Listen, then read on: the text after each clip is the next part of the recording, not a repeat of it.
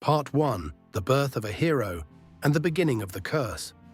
High atop Olympus sat Zeus, the king of the gods, on his mighty throne and looked down upon Greece. The land was torn apart by wars, cities stood in enmity toward one another, and cruel beasts lurked in the forests and mountains. People lived in fear. There was a lack of order, protection, and hope. Zeus recognized that an ordinary mortal could not end this chaos. A hero had to be born. A hero strong enough to defeat the monsters and unite the land. Zeus chose Alcmene, a noble woman and descendant of the famous Perseus. While her husband Amphitryon was at war, Zeus approached her in his form and fathered a son with her. This child was to be named Hercules. He was to become the greatest hero of his time. But Hera, the queen of the gods, had observed everything. In the past, she had endured many infidelities from her husband, but this time her patience was exhausted. When Zeus swore that the next descendant of Perseus should become king, he believed he was securing his son's future. Hera, however, recognized her opportunity. As Alcmene was about to give birth, Hera intervened. With divine power, she delayed the birth of Hercules and simultaneously accelerated the birth of another descendant of Perseus, Eurystheus. Only a few moments separated the two births, but those seconds decided a kingdom. Since Eurystheus was born first, Zeus, bound by his oath, had to grant him sovereignty. Even before Hercules had taken his first breath, his throne had been taken from him. But Zeus sought a compensation. Secretly, he brought the newborn child to Olympus. While Hera slept, he placed the infant at her breast. Unknowingly, Hercules drank from the goddess's milk and thereby absorbed a part of her divine strength. When Hera awoke and recognized the strange child, she pushed it away in anger. Her milk sprayed across the sky, forming the band of the Milky Way. Humiliated and furious, Hera decided to kill the child. She sent two massive snakes into his cradle. In the darkness, they crawled toward the infant, but instead of crying out, little Hercules reached for the animals, grabbed each snake with one hand, and strangled them effortlessly. Even as a child, his superhuman strength was evident. Hera realized that she could not simply eliminate him. So she swore to turn his life into an endless series of trials, suffering, and torment. If he could not die, he should suffer. Thus began the story of a hero whose fate was marked by divine hatred from the very beginning. Part 2. The Youth of Hercules and the Fatal Madness. Hercules grew into an extraordinary young man. From an early age, he received instruction from the most respected teachers in Greece. He learned archery, the use of weapons, strategy, and even music. Everything that should characterize a noble hero was imparted to him. But alongside his talent, a dangerous trait appeared early on: his uncontrollable temperament. His strength was superhuman, but it did not always go hand in hand with patience or moderation. His music teacher, Linus, had to learn this in a tragic way. During a lesson, he repeatedly criticized the young Hercules for his lack of sensitivity when playing the lyre. The constant corrections wounded his pride. In a moment of unbridled rage, Hercules struck at his teacher with the instrument and hit him fatally. Linus died instantly. Although the punishment for Hercules was mild, this event clearly showed how dangerous his strength could be when accompanied by anger. His power was a gift from the gods, but it was also a threat. Soon he was to experience his first great test. His stepfather Amphitryon, the leading general of Thebes, fell in a bloody war against a neighboring people. The loss hit Hercules hard. Without hesitation, he took his place as the leader of the army. On the way to battle, Athena, the goddess of wisdom and war, appeared to him. Sent by Zeus, she presented him with shining weapons and armor from the forge of Olympus. With these divine gifts, Hercules led the army of Thebes into battle and crushed the enemy armies decisively. The death of his stepfather was avenged. When he returned triumphantly, the Theban king received him with gratitude and gave him his daughter Megara as his wife. For a few years, peace seemed to have entered his life. Hercules and Megara lived happily. They had 3 children, and the people admired him as the protector of the city. His name became associated with strength, courage, and hope. But on Olympus, Hera's anger grew with every happy moment he experienced. She could not allow her husband's son to lead a fulfilled life. So she intervened. One day, Hercules returned home and found his door forced open. Alarmed, he rushed inside. His family was gone. When he called their names, terrible figures appeared from the shadows. In his mind, Hera transformed his wife and children into cruel monsters. An unnatural madness seized him. Overwhelmed by raging fury, Hercules threw himself upon the supposed beasts. He slew them one by one with his bare hands. Nothing was allowed to escape. Only when the last monster fell dead to the ground did Hera lift her spell. Before him lay no creatures of darkness. Before him lay Megara and his children. Hercules stared at his blood-stained hands. Horror pierced him. He tried to shake the lifeless bodies, called their names, but it was too late. In blind madness, he had killed his own family. In the world of the Greeks, the murder of a family member was one of the gravest crimes. Without atonement, the Ceryneians, the vengeful spirits of the underworld, would pursue and torment him forever. Overwhelmed by guilt and despair, Hercules realized he had to do penance. Only one authority could show him the way: the Oracle of Delphi, the voice of the god Apollo. He left Thebes voluntarily in exile and set out toward his judgment. Part 3: The Oracle of Delphi and the Beginning of Servitude. Broken by guilt and inner pain, Hercules reached the sanctuary of Delphi. High on the slope of Parnassus stood the temple of Apollo, and through the priestess, the god himself spoke. People from all over Greece came here to receive answers to their most pressing questions. But rarely had someone appeared with such a heavy burden. Hercules stepped before the oracle and asked only one thing: how can I atone for my guilt? But here, too, Hera's influence worked in secret. With her divine power, she influenced the words spoken through the mouth of the priestess. The answer was clear and relentless. Hercules must place himself in the service of King Eurystheus of Mycenae for 10 years. He should obey him and fulfill every task that he imposed upon him. No help might he accept, no reward might he demand. Only through total obedience could he pay off his debt. The humiliation was complete. Eurystheus was the man who had once taken the throne from him through Hera's trickery. Weak, fearful, and envious he was, the opposite of a hero. And yet, Hercules was to serve him. Just as he was about to turn away, the oracle added another prophecy. If he completely fulfilled his term of service, Zeus would make him immortal.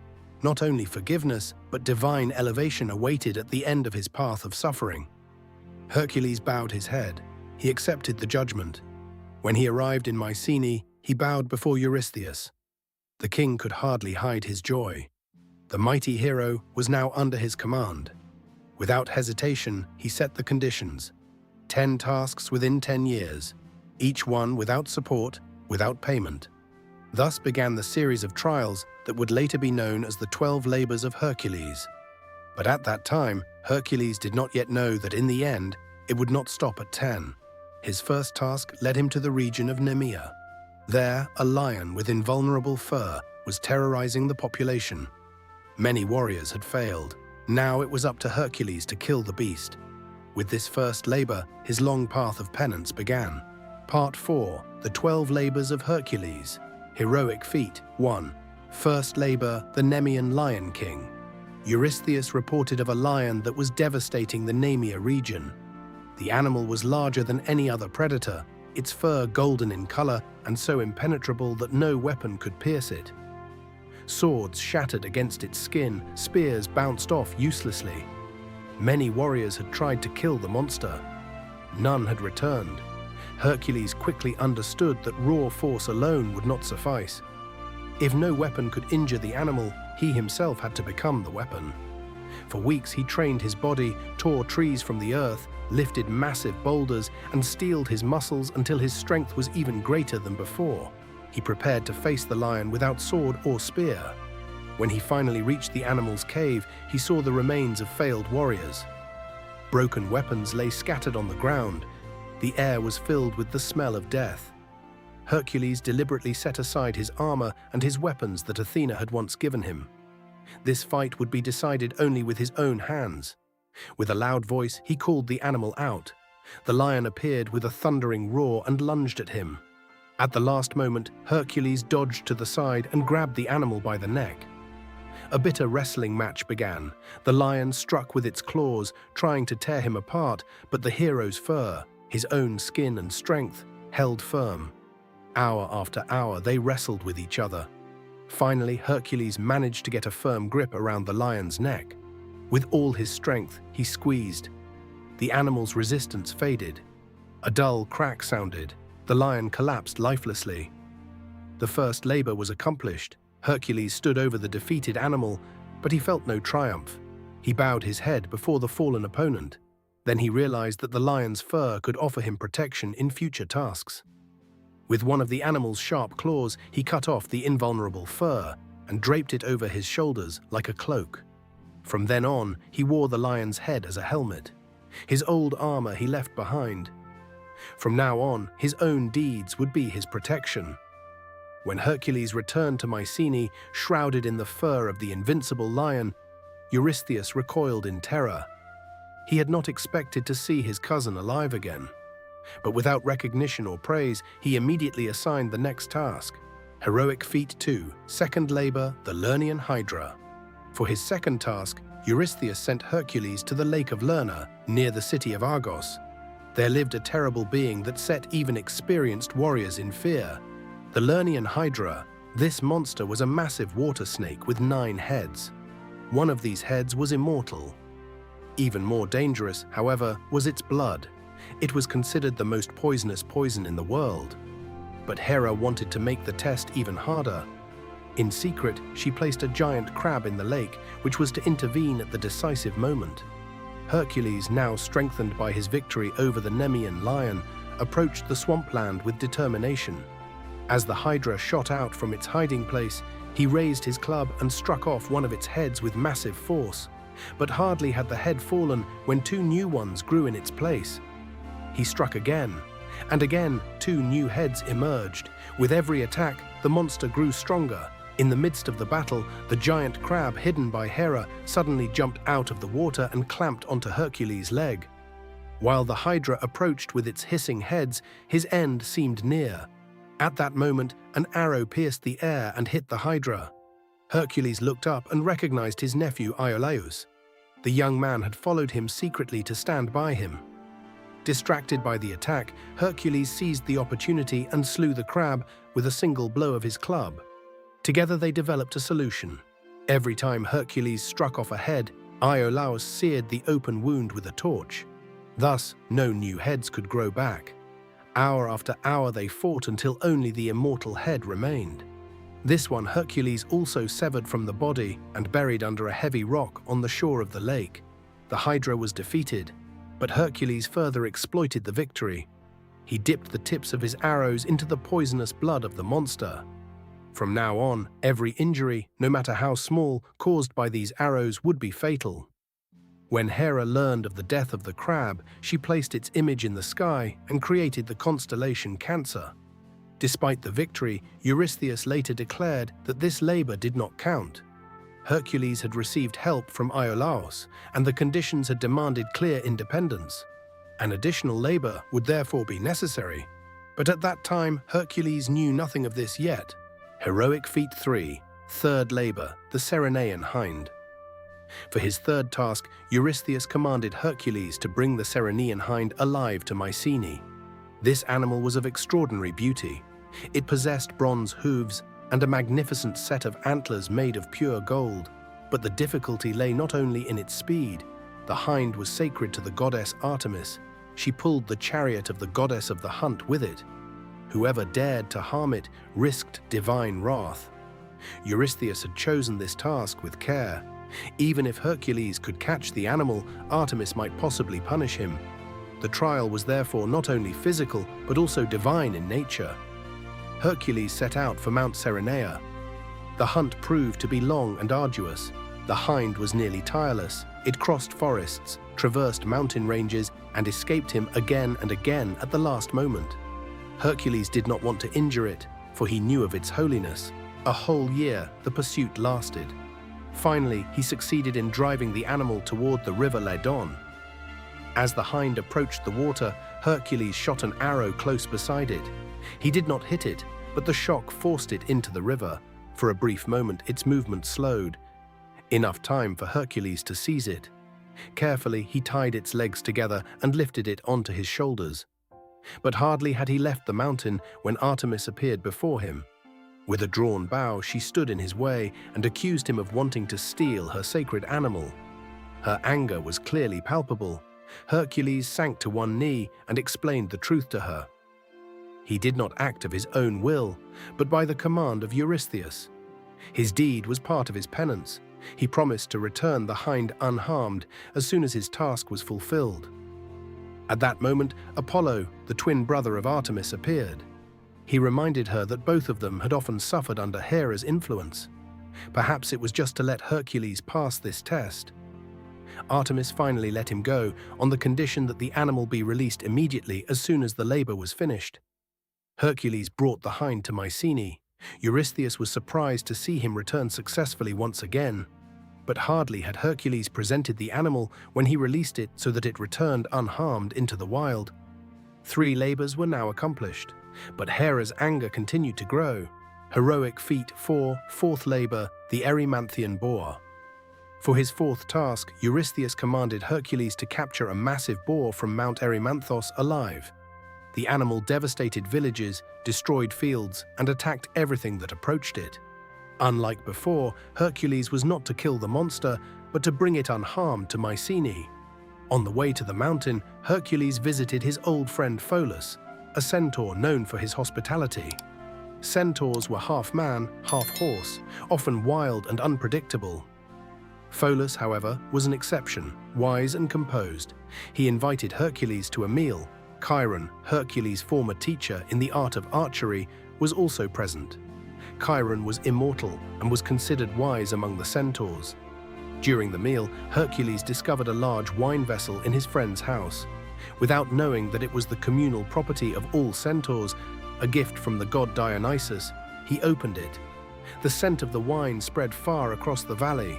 Soon, numerous centaurs appeared, attracted by the smell. Angrily, they demanded to know who had touched their wine. The situation escalated quickly. An argument turned into an attack. Hercules reached for his bow and shot arrows whose tips were soaked with the Hydra's poison. Many centaurs fell immediately, others fled in panic. In the midst of the chaos, an arrow accidentally hit Chiron.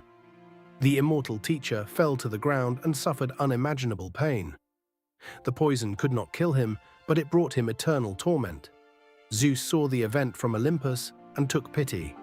He took Chiron's spirit and placed him in the sky as the constellation Sagittarius. Pholus also fell victim to the tragedy. Curiously, he picked up one of the poisoned arrows to examine it more closely. It slipped from his hand, injured his foot, and the poison acted instantly and fatally. Hercules, shaken by the death of his friend and his teacher, buried Pholus with his own hands. With a heavy heart, he continued his way. Unnoticed, however, one centaur had survived, Nessus. He fled into the mountains and carried within him the desire for revenge, a desire that would have terrible consequences many years later. Finally, Hercules faced the actual goal of his task. He drove the boar into the snowy heights of the mountain, where the animal collapsed exhausted in the deep snow. There he bound it in chains and brought it alive to Mycenae. When Eurystheus saw the massive animal, he panicked. As so often, he hid in a large storage vessel next to his throne and refused to come out until Hercules removed the boar. 4 labors were now fulfilled, but the road was still long. Heroic feat 5, 5th labor, the Augean stables. For his 5th task, Eurystheus presented Hercules with a seemingly humiliating and simultaneously impossible challenge. He was to clean the massive stables of King Augeas of Elis within a single day, exclusively with his own hands and without any help. The stables housed 3,000 immortal cattle and had not been cleaned for 30 years.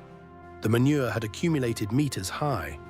The stench was so unbearable that no one dared go near. The filth had even flowed into the surrounding fields, which had thereby become unusable. Eurystheus was convinced that Hercules would fail here. This task was no heroic deed in battle against monsters. It was a humiliation. When Hercules arrived in Elis, his fame had already spread.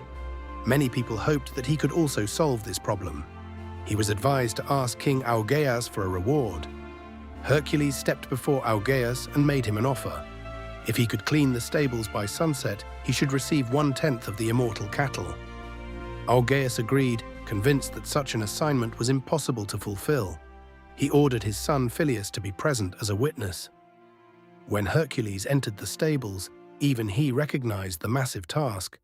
With his bare hands, he would never make it in time, but the conditions forbade only tools and outside help, not ingenuity. He went to the nearby rivers, Alpheus and Peneus. With his enormous strength, he dug a massive canal with his bare hands that directed the water directly into the stables. When the breakthrough succeeded, a mighty flood flowed through the building and swept away the accumulated filth in a single stream. Within a few hours, what no one had dared for 3 decades was accomplished. The people of Elis cheered. Their fields were now fertile, their city liberated. But when King Augeas realized that Hercules had been successful, he refused the promised reward. He claimed that not Hercules, but the river gods had done the work. Hercules suggested settling the matter before the citizens of Elis. In court, Phyleus confirmed that Hercules had kept his word.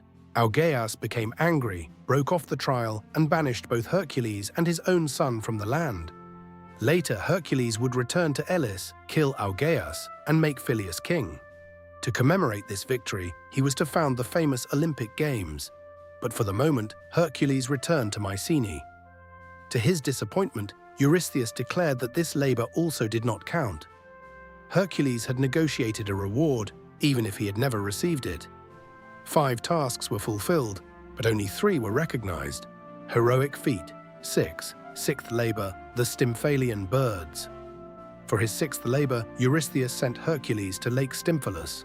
There lived a flock of man-eating birds that terrorized the surrounding land. Their beaks consisted of hard iron, sharp enough to pierce even heavy armor. Also, their feathers were like deadly projectiles that they rained down from the air onto their victims. The birds were considered sacred to Ares, the god of war. When Hercules arrived at the lake, he quickly recognized the actual problem. The animals hid in dense, swampy terrain. Even if he could kill individuals among them, it would take months to find them all, and time was a precious commodity. The 10 years of his penance were limited. Zeus continued to observe his son from Olympus. In order not to provoke Hera further, he did not intervene himself, but he allowed other gods to support Hercules. At this moment, Athena decided to help. While Hercules searched the area, he suddenly heard a metallic clinking behind him. When he turned around, no one was to be seen, but on the trunk of an old tree lay bronze clappers, artfully crafted, clearly from the forge of Olympus. Hercules understood. He took the clappers and climbed a hill that overlooked the swampland. As he began to shake them, a piercing noise filled the air. For him, it was only a loud clinking, but for the birds, it meant pain. Hundreds of them rose screaming from the reeds and formed into a dark flock in the sky. That was the moment Hercules had waited for. He drew his bow and shot arrow after arrow into the air. Every arrow was soaked with the poison of the Hydra. Wherever he hit, a bird fell lifeless to the ground. The survivors, overwhelmed by the noise and the attack, fled the region and never returned. Thus ended the plague at Lake Stymphalus. Hercules returned successfully once again to Mycenae. Eurystheus had to recognize that even cunning tasks did not stop his cousin. But the trials were not yet over. Heroic feat 7, 7th labor, the Cretan bull. When Eurystheus saw that even the task at Lake Stymphalus had not stopped Hercules, he decided to remove him as far as possible from Mycenae. For his 7th labor, Hercules was sent to the island of Crete. There he was to capture a raging bull alive. The bull had once been a gift from the sea god Poseidon to King Minos. Poseidon had expected Minos to sacrifice the animal in his honor, but the king could not bring himself to do it. The bull was too magnificent, too impressive. He kept it for himself. Poseidon reacted with anger. He placed a fatal spell upon Minos' consort so that she fell in love with the bull. From this union later arose the being known as the Minotaur, who lived in the labyrinth beneath the palace of Knossos. The bull itself, however, was driven into a frenzy by Poseidon. It raged across the island, destroyed fields, and threatened the population. When Hercules arrived on Crete, Minos granted him permission to capture the animal.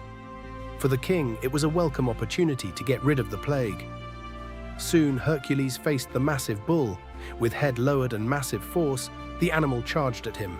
At the last moment, Hercules grabbed the horns and braced himself against it with all his strength. A bitter fight began. Dust swirled up, muscles tensed, hooves struck the earth. Hour after hour, man and beast wrestled with each other. Finally, the bull exhausted itself. Hercules forced it to the ground and tied it fast. Since the animal was a creature of Poseidon, it could even stride across the sea. Hercules jumped on its back and rode it across the waves all the way to Mycenae. When Eurystheus beheld the massive bull, he again panicked. As before, he hid in his large storage vessel next to his throne and refused to come out as long as the animal was in the palace. Hercules did not want to kill the bull, as it was sacred to Poseidon, therefore he released it. Later, the animal was to wander across the Greek mainland until it was finally slain by the hero Theseus.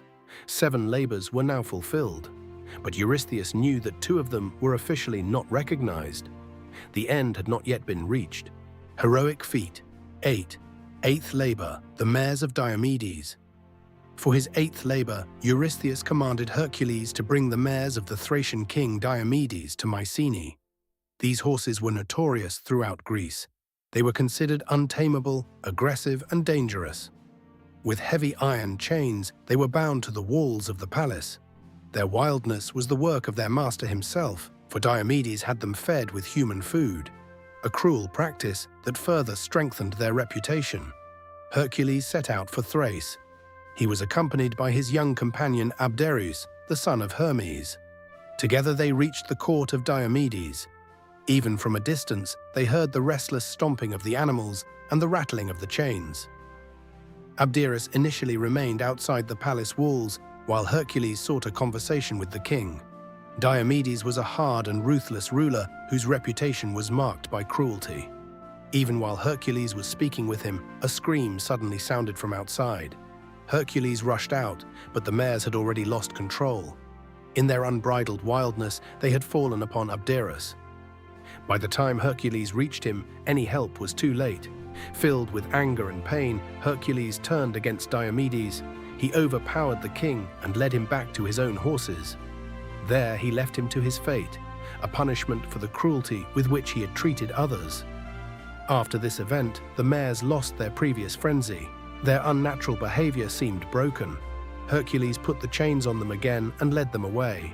He brought the animals to Mycenae and handed them over to Eurystheus. The king took them into his stable, more impressed by their rarity than by the danger they had once represented. For Hercules, however, this labor was overshadowed by grief. He had lost a companion. Once again, his penance had demanded a high price. 8 labors were now accomplished. Heroic feat 9, 9th labor, the belt of Hippolyta.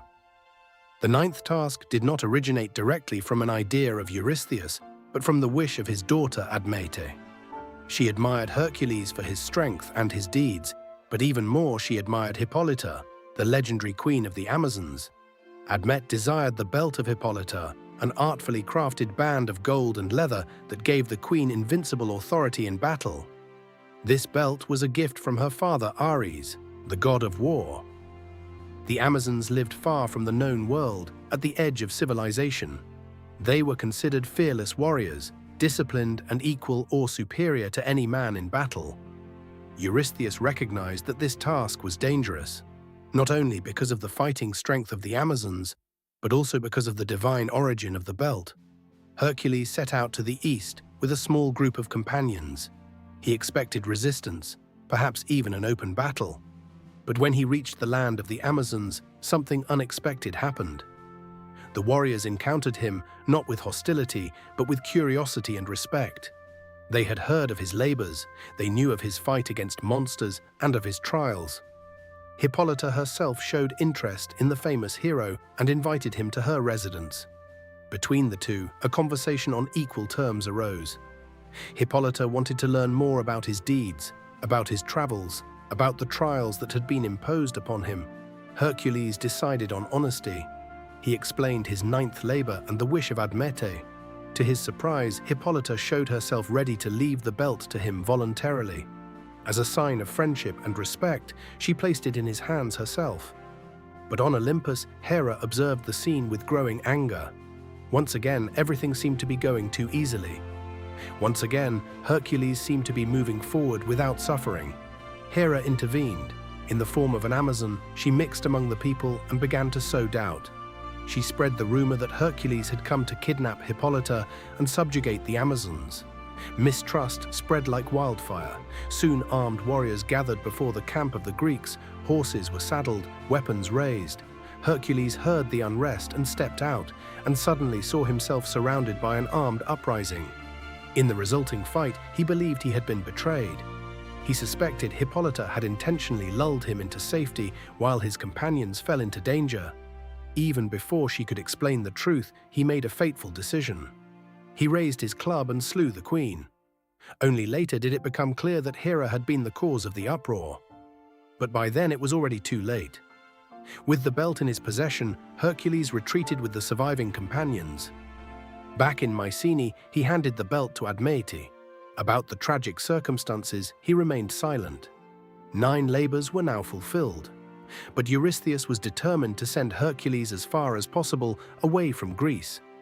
His next task was to lead him to the edge of the known world. Heroic Feat 10, 10th Labor, the cattle of Geryon. For his 10th labor, Eurystheus sent Hercules to a place that many considered the end of the world, the island of Erythea. There lived Geryon, a massive giant with 3 bodies, 3 heads, and 3 pairs of legs. He owned a herd of magnificent red cattle, which was guarded by the 2-headed dog Orthrus and the herdsman Eurytion. The journey was long and arduous. Hercules moved southwest along the African coast. The heat of the Libyan desert was unbearable.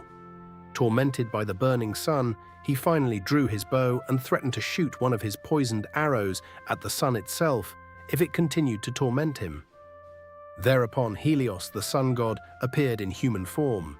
He asked Hercules to moderate his anger and promised to let his rays shine less scorchingly. Furthermore, he left him his golden vessel, a large bowl with which Helios sailed across the ocean at night.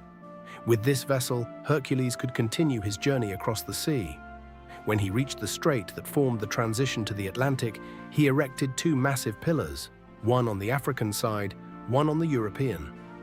These were later to become known as the Pillars of Hercules. But the journey remained dangerous. When a storm threatened to stop him, Hercules again drew his bow and directed it this time against the Titan Oceanus. Terrified, Oceanus calmed the waves and Hercules could continue his voyage. Finally, he reached Erythea. There, Eurytion, the herdsman of the cattle, as well as Orthrus, the 2-headed dog, first opposed him. Both Hercules defeated with his club. Then Geryon himself stepped forward. The 3-bodied giant opposed him. Hercules decided on speed instead of a long fight. He drew his bow and shot an arrow soaked with Hydra poison. The arrow hit Geryon and brought him down. Hercules gathered the cattle and began the return journey, but Hera did not want to accept this success either. She sent a swarm of stinging flies that startled the herd. The animals scattered in all directions.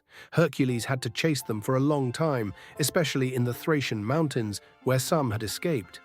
Not all could he bring back. After many months, he returned to Mycenae. He gave Helios back his golden vessel and handed the remaining cattle over to Eurystheus. The king sacrificed them to Hera. Hercules believed now to have fulfilled his 10 labors.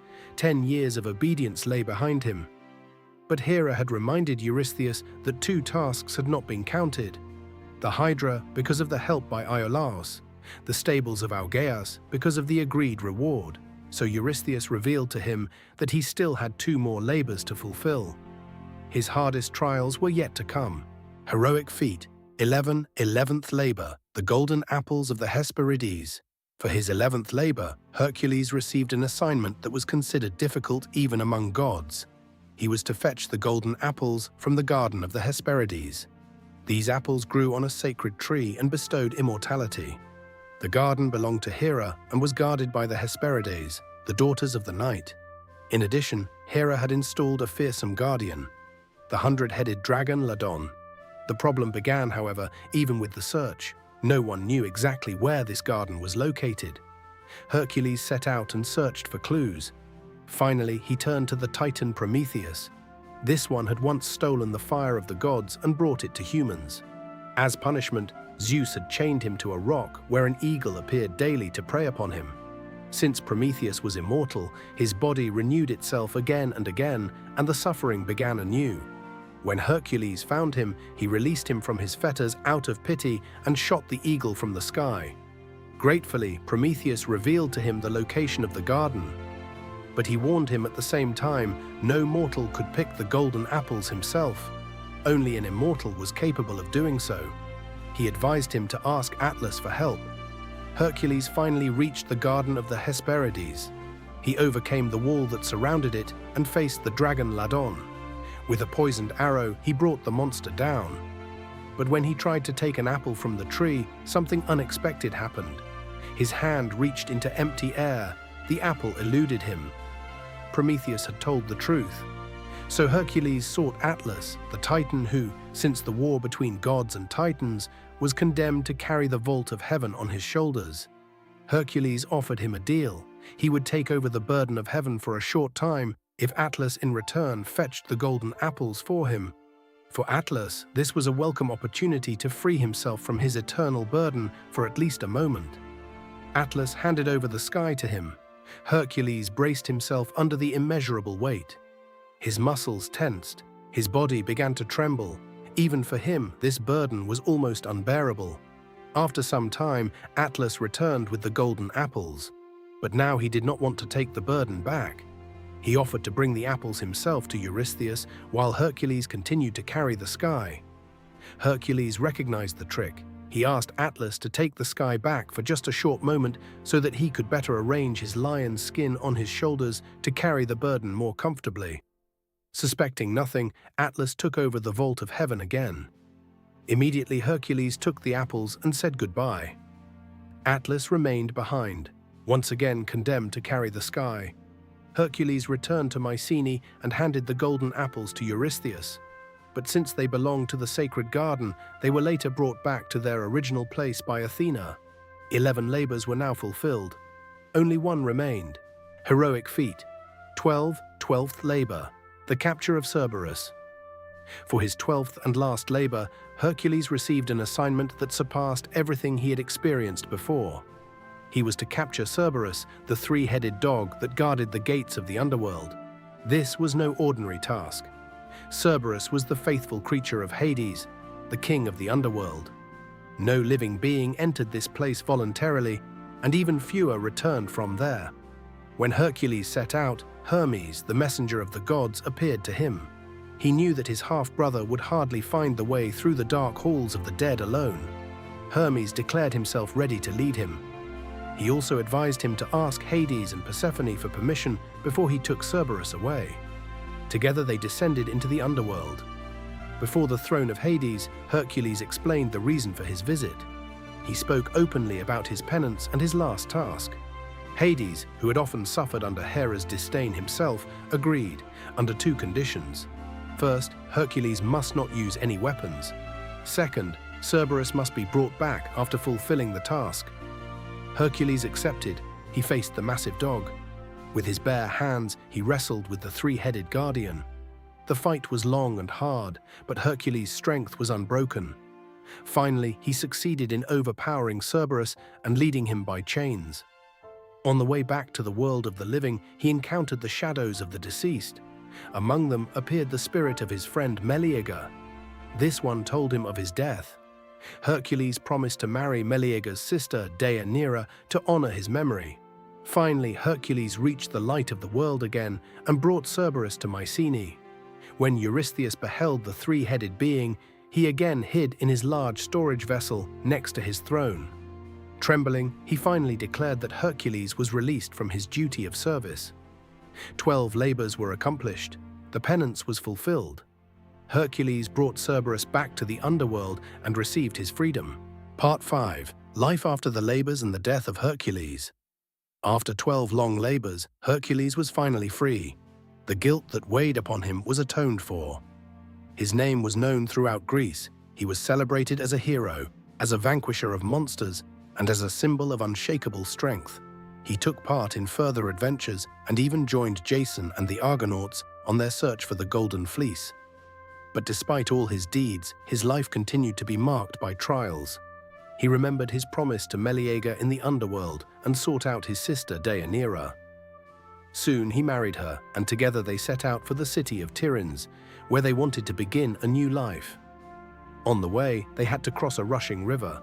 On the shore, a centaur appeared, who offered to carry Deianira across the water on his back. Hercules did not recognize him. It was Nessus, one of the centaurs who had once escaped the bloodbath at Erymanthos. For years, Nessus had waited for an opportunity for revenge. When Nessus reached the other shore with Deianira, he tried to keep her with him by force. Hercules saw this from the opposite shore, immediately drew his bow, and shot one of his arrows soaked with Hydra poison. The arrow hit Nessus fatally. Dying, however, Nessus sowed the seed of a new tragedy. He told Deianira that his blood possessed the power to preserve a man's love.